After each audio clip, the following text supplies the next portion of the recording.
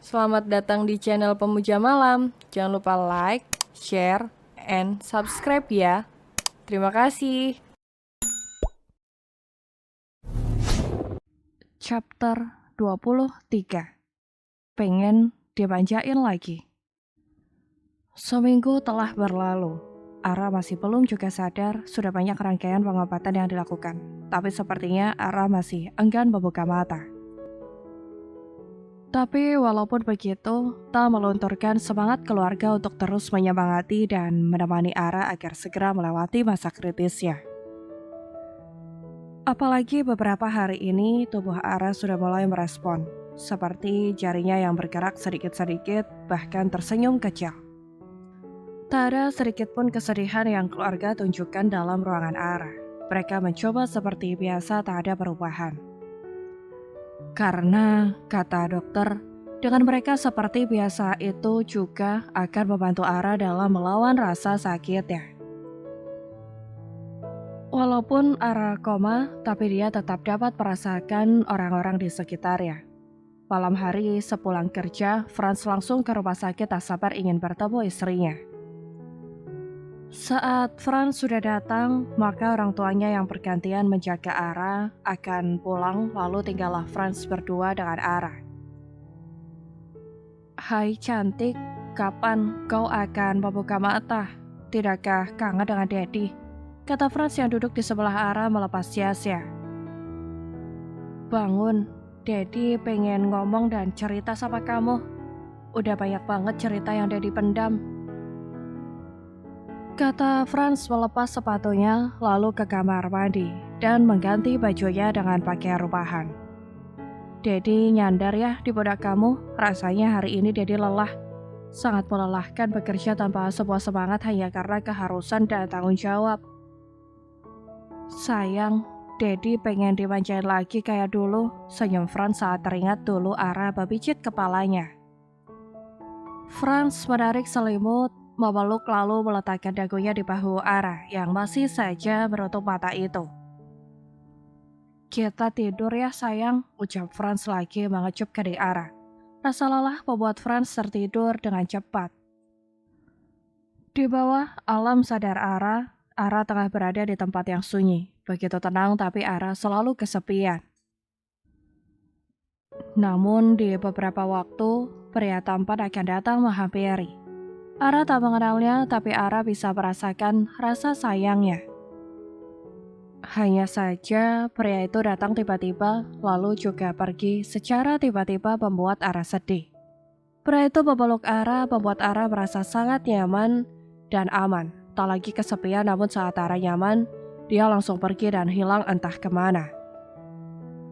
Ara berlari ke sana kemari mencari pria itu, tapi dia tidak ada sehingga Ara menjadi sedih dan menangis. Karena lagi-lagi Ara harus tinggal sendirian di tempat ini. Air mata Ara mengalir mengiringi kesedihannya. Saat ditinggal pria itu, lalu Ara merasa ditarik dan tiba-tiba matanya terbuka. Tengah malam saat Ara tersadar, dia menatap sekeliling, kenapa rasanya begitu asing, berbeda jauh dari tempat yang beberapa hari ini Ara tempati.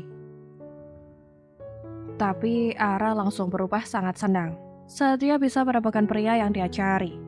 Ara menyentuh wajah Franz dengan tangannya dan semakin senang saat Ara bisa merasakan, tidak seperti biasanya, pria ini seperti bayangan tapi ini beneran nyata. Sepanjang malam Ara tak tidur.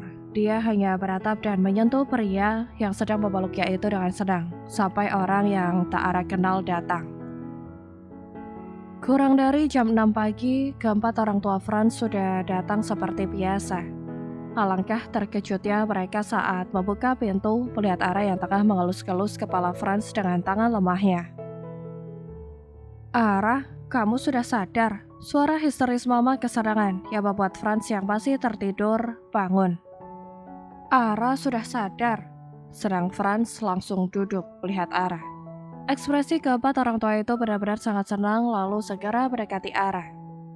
Jangan sentuh aku, kata Ara ketakutan saat keempat orang itu akan menyentuhnya. Lalu dia segera duduk dan memeluk Franz, menyembunyikan wajahnya di dada Franz, yang masih duduk di sebelahnya.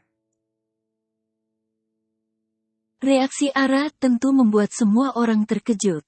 Sayang kamu tidak mengenal mereka, tanya Franz menenangkan Ara yang ketakutan itu. Tidak, apa yang akan mereka lakukan padaku? Takut Ara apalagi setelah mendengar suara histeris Mama Franz tadi. Kau mengenal Daddy? Tanya Franz pada Ara yang masih memeluknya lalu Ara menggeleng. Mendengar Ara sudah sadar dokter dan beberapa suster datang untuk melihat perkembangan kondisi Ara. Apakah Ara benar amnesia? Tanya Momi Ara. Pasien mengalami amnesia parsial. Ini terjadi karena peluru yang menembus kepalanya telah merusak beberapa bagian otaknya, kata dokter setelah memeriksa dan menanyai Ara beberapa hal. Kamu tidak mengenalinya? Tanya dokter menunjuk Franz. Tidak, tapi dia adalah orang yang kadang hadir di saat aku kesepian lalu pergi secara tiba-tiba. Jelas Ara menatap Franz sendu. Ara, panggil Momi. Ara mendekati anaknya tapi Ara masih takut dan akan menarik selang infus di tangannya agar bisa berlari pada Franz karena dari semua orang hanya Franz lah yang Ara kenali. Jangan dilepas, kata dokter. Baiklah Franz, kami akan pergi demi ketengan Ara. Kau bisa memberitahu siapa kami padanya pelan-pelan.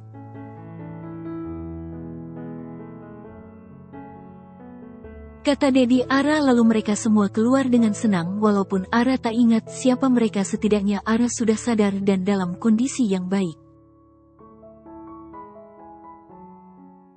Setelah tinggal berdua Franz kembali duduk di atas ranjang sambil tersenyum. Sejak kapan bangun Kenapa tidak membangunkan Daddy? Tanya Franz dengan hangat merapikan rambut Ara ke telinganya.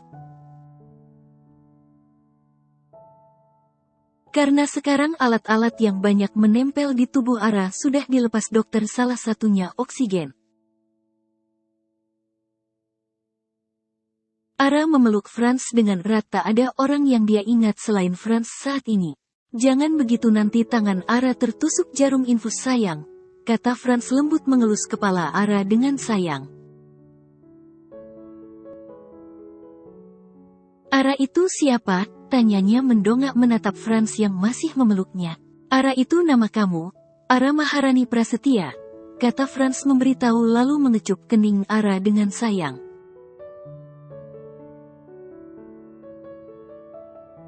Dan Ara adalah Nyonya Francisco Alfred, kata Franz memberitahu hal yang sangat penting. Francisco Alfred, ulang Ara sambil menunjuk ke arah Franz. Iya, suami kamu, tegas Franz.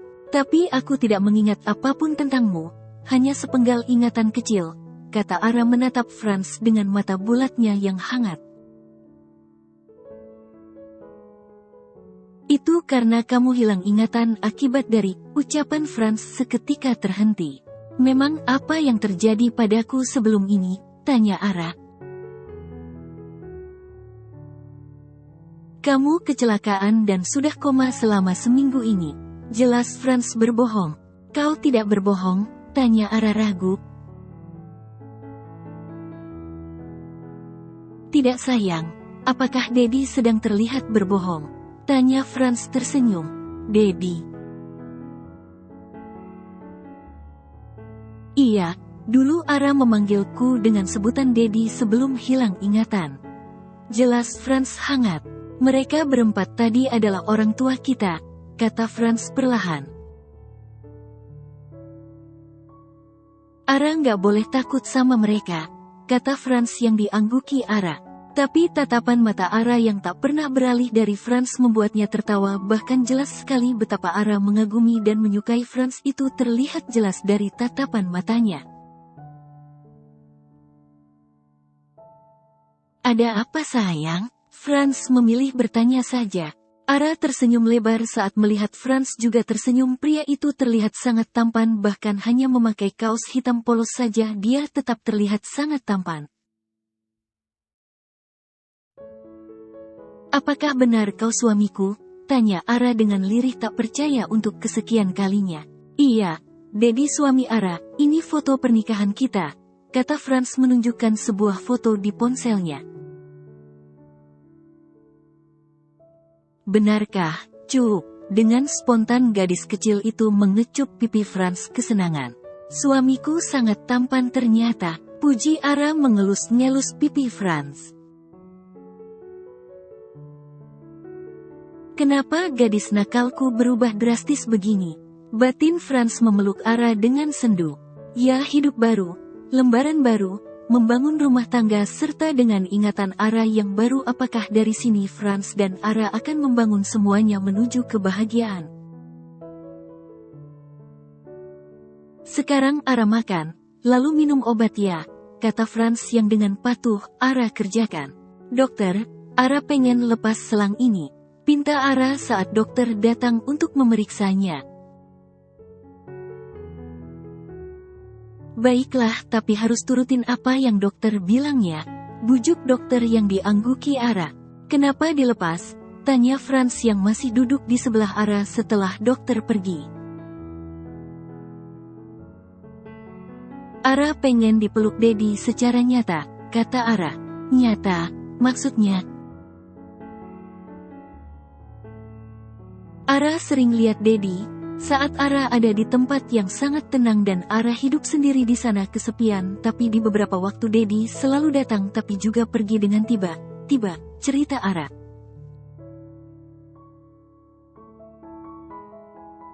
Baiklah, kemarilah, kata Franz merentangkan tangan setelah memperbaiki bantalnya. Ara dengan senangnya masuk dan menikmati hangatnya pelukan Franz dengan senangnya. Ara nggak tahu apalagi ingat siapapun selain Dedi. Jangan tinggalin Ara ya Dedi, pinta Ara. Ara tunggu Dedi di sini ya. Dedi ke kamar mandi sebentar, kata Franz turun dari ranjang. Ara boleh ikut nggak Dedi? Katanya penuh harap. Ayo, ajak Franz tersenyum sambil mengulurkan tangannya. Lagian Ara emang sudah seharusnya masuk ke kehidupan pribadi Franz karena statusnya sekarang adalah istri Franz. Duduk di sini, kata Franz mengangkat lalu mendudukkan Ara di atas wastafel. Umur Dedi berapa sih? Tanya Ara yang sedang menatap Franz menggosok gigi. Hampir 27 tahun sayang, kata Franz memberitahu. Kalau umur Ara, tanyanya lagi. 19, jawab Franz singkat. Hah, berarti Ara masih kecil dong. Terkejut Ara lalu spontan menatap cermin di belakangnya. 19 tahun itu bukan kecil lagi sayang, senyum Franz. Tapi kenapa kita bisa menikah? Tanya Ara yang merasa heran. Ceritanya panjang sayang, jangan dipaksa mikirin dulu ya nanti kepala kamu sakit lagi kan kamu belum lama sadar. Franz langsung menggendong Ara dan membawanya keluar setelah selesai mencuci mukanya. Ara bisa jalan kok, ucapnya menatap Franz yang berjalan sambil menggendongnya. Ara menatap beberapa orang wanita cantik yang sudah ada di ruang rawatnya menyiapkan makanan, bahkan pakaian suaminya pun mereka bawakan. Tuan, ini pakaianmu dan semuanya sudah kami siapkan, kata salah satu dari mereka dengan sopan. Keluarlah, kata Franz setelah mengangguk. Mereka siapa baik? Tanya Ara posesif memeluk leher Franz karena memang Ara masih digendong Franz belum diturunkan.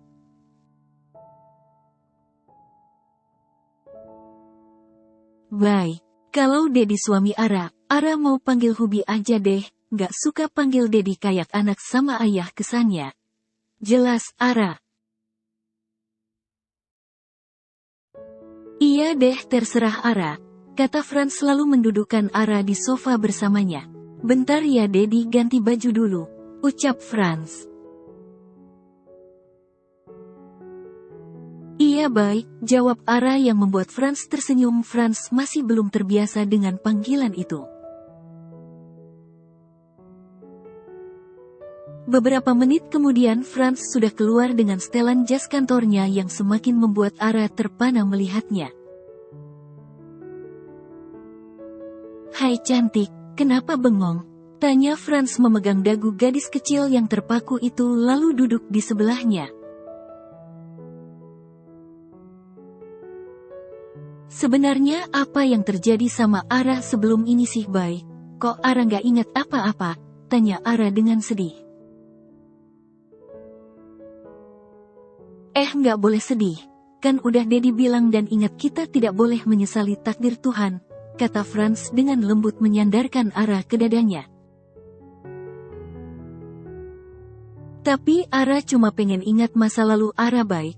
Rasanya Ara kayak orang bodoh yang gak tahu ataupun ingat apa-apa, bahkan Ara aja gak tahu siapa diri dan apa yang terjadi pada Ara, keluh Ara. Jadi Ara gak percaya apa yang Bay bilang, tanya Franz. Gak percaya kalau Bay beneran suami Ara, tanya Franz lagi. Gak percaya sama semua ucapan Bay, tanya Franz lagi. Jujur aja Ara gak tahu, Bay. Gak ada satupun ingatan yang bisa membuat Ara yakin tentang suatu hal, bahkan sama diri Ara aja Ara gak ingat.